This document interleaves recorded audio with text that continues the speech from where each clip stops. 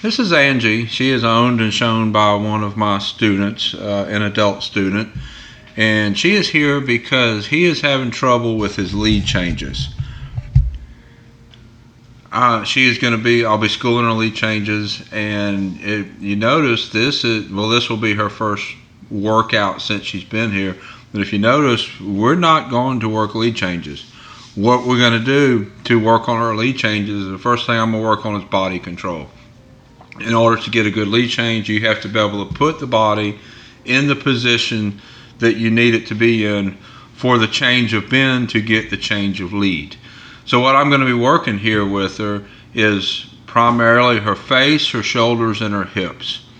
If you don't know how to get lead changes for your horse, don't know how to teach lead changes, or don't know what tools you need for those lead changes, this would be a good video to watch. So as you see, I'm walking her around. I'm not even sure, we might get into a trot later, but this is mostly going to be a walk. I'm walking her around and I'm getting her face, control of her face and control of her shoulders. I want her forehead to be perpendicular to the ground, bent slightly in a direction. There we're bent to the left, and I'm counterbending her by trying to move her shoulders to the right. You see, when I ask her shoulders to go to the right, her hips going to the right, and that is the source of our lead change issues. She's not getting the bend for the new lead. Our primary issue is left to right lead changes, but she isn't solid right now with right to left either. Her primary issue is going from left to right. In order to get a right lead or a lead change from left to right, the horse needs to bend its spine all the way through its body with its nose tipped to the right and hip tipped to the right to get that left to right lead change. So as I'm walking her around and bending her, I need to be able to tip her nose one direction and push her shoulders the other direction. Right there, head to the left, push shoulders to the right, get that left bend. Now I'm asking for right bend. Every time I change bend, that's just like changing leads. There we're trotting, nose to the right, shoulders to the left. When I ask her shoulders to go to the left, watch how her back feet track. I need her back feet to track to the inside of her front feet, but maintain a straight line of direction. So as we're moving around in a straight line or in a circle, we need to be continuing to go forward in that direction with the counter bend. That's why I work this so much at counter bends, with counter bends. You get right there is a right bend, nose to the right, shoulders to the left. Now we have a left bend. Head to the left, shoulders to the right. We're leaking out a little bit there. I need the shoulders to still track forward even when they're tracking in an arc. That's really important. I want the bend, the leg yield over, and tracking forward. That was much better right there. Everything needs to track forward. I need to be able to do this, maintain my circle. If you imagine her tracks on the circle, whether I'm bending to the inside or bending to the outside, we need to be on the same tracks. If I ask her to bend and we track to the outside of the circle or the inside of the circle, we're not going to get the lead change. And what I'll do, whichever part of her body is not maintaining the track, that's what I'm going to work on. It's important here, there she's tracking out. I need her hips to go to the inside there so that she tracks forward. I'll be working hips in a little bit. I'm not sure if I worked hips in this exercise or not, in this ride. We'll see.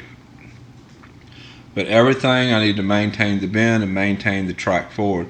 And if you notice, as she progresses, she'll be getting a better bend and a freer movement forward. That has to develop also for these lead changes. You have to maintain forward through the lead change. And as she bends and gets better maintaining forward, then she's freer through her body and the lead change will start to become easier for her to do.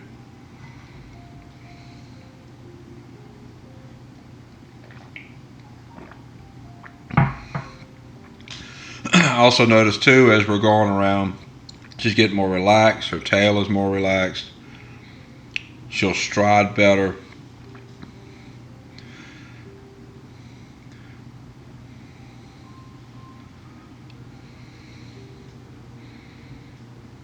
There's a inside bend. At first her shoulders tracked out, and then they started tracking forward.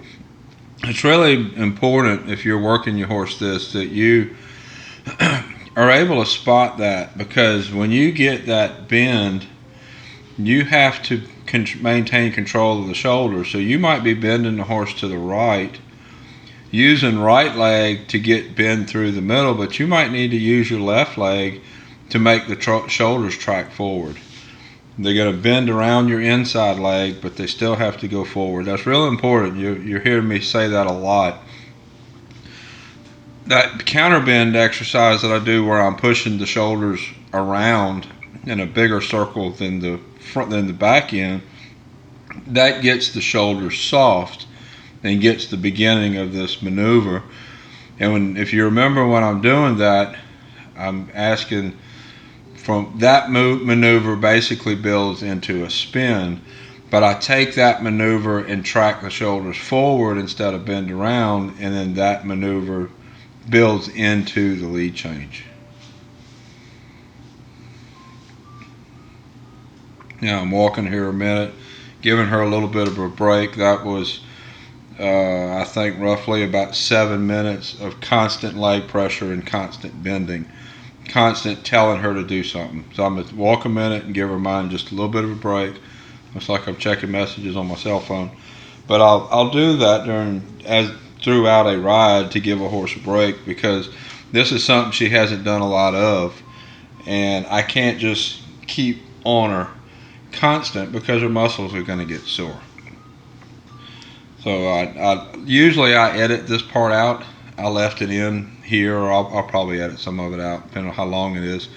I usually take that out, but then you don't really get a good perspective of how horses get a break throughout the ride. Because if I maintain that bend constant for the whole 20 minutes or so of what this session is, then she's going to be more sore the next day.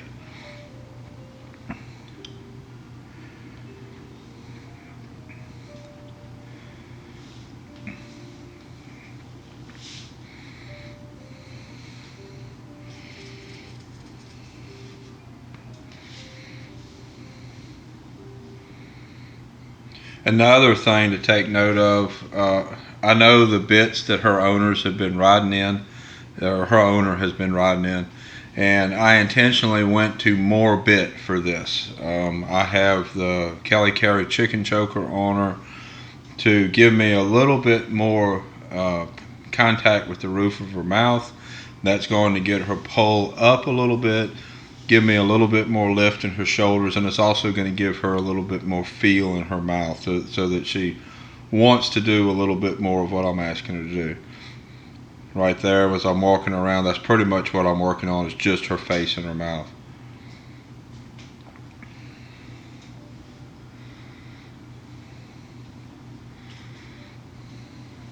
A little bit of bend there. We go. Now I'm starting to work hip.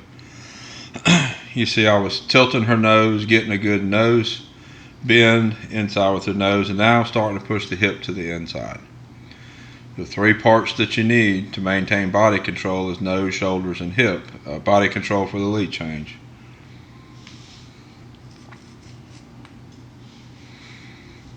When you have a finished horse and you ask for a lead change, in the early stages you can use your inside leg to push the shoulders out, and then outside leg to ask the hip for the new bend and the new lead change.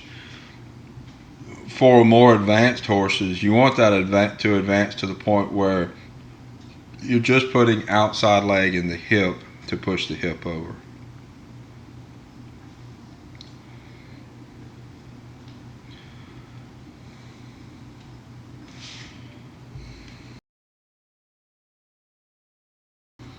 I want to skip forward just a little bit, deleted some of that just walking, letting her relax out. What you're going to see here is I'm primarily working her face and hip, trying to get her face to go in, and then I'll push her hip in. Again, I have that little bit more bit so that I can get a little bit more of her face. And I'm not going to ask her hip to go in unless I get the face to go the same direction. So I'll be asking her face, like right there, to tip to the right. Soften her up just a little bit. I'm getting some resistance there. See the resistance? That needs to go away. Now a little bit of hip right there. That was left leg to push the hip in. Left leg pushing the hip in, face to the right. Hip and face need to go the same direction. In the first part of this video, you saw me working a lot of shoulder.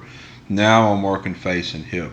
And a lot of people, when they start working the hip, they end up pushing the hip a direction, like right there to the right, and then they pull the face to the left to help the hip go in. But in order to get the correct bend for lead changes, the face and the hip have to go the same direction. I want eventually for her to learn, and I showed this in the video with Ray, that when I put outside leg in the hip, and let's say I put left leg in the hip to push the hip to the right, the face should automatically go to the right without me pulling with my hand. I've shown that with Ray, and I've shown that with Hank also. But to start this, what I'm going to do is I'm going to bring her face first, and then I'll bring her hip over. So this is a kind of a preparatory. This is the schooling to get the correct movement.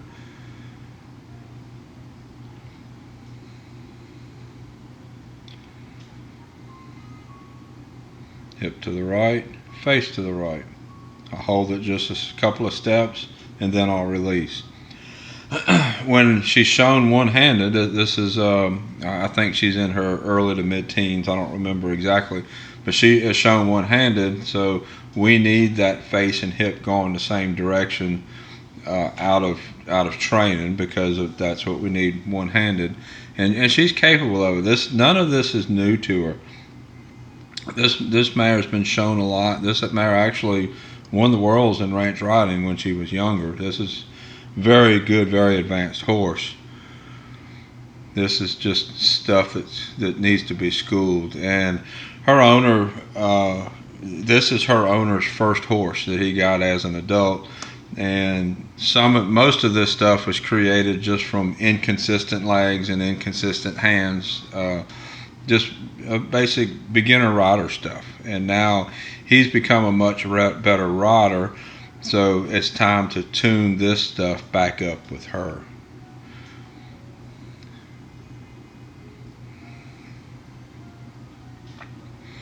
A lot of these rides like this, it's very meticulous body control that a lot of people skip. And you see that I do a lot of it at a walk, some at a trot. This will eventually be done at a lope. But until it's good at a walk and a trot, then there's no reason to try it at a lope. His last lesson, he was trying to lope some lead changes, and they just weren't coming together. So I had him leave her with me, and so I could back up and school this from the beginning. This is exactly how it's originally taught, so that's what we're backing up. Now, I want to talk a little bit about bits, because I've said in the past, if I'm schooling something, I'm going to go back to the bit that it was originally taught in. I didn't do that with this horse because he has been riding in some pretty mild bits because his hands were inconsistent. So I'm dealing with there's head to the right, hip to the right. That was much better there. So I'm dealing with a little bit different situation there. It's not just a matter of schooling her. I also need to school that kind of harder mouth that she has developed from him kind of hanging on her mouth, being a more beginner rider. I'm not going to back up to do that. I'm going to actually go up to a little bit higher bit, because she has learned to just hang on his hand. So I'm going to put a bit in her mouth that she realizes she can't just hang on my hands. She has to do what I'm asking her to do, get off of hands, and that will soften her face back up. And then once she is better about her face, then she'll be able to go back to being ridden with a softer bit. Now, a little bit of different thing there for a different reason. So this is Angie. I'll probably have a couple more videos of her tune-up. Until next time, thank you for watching.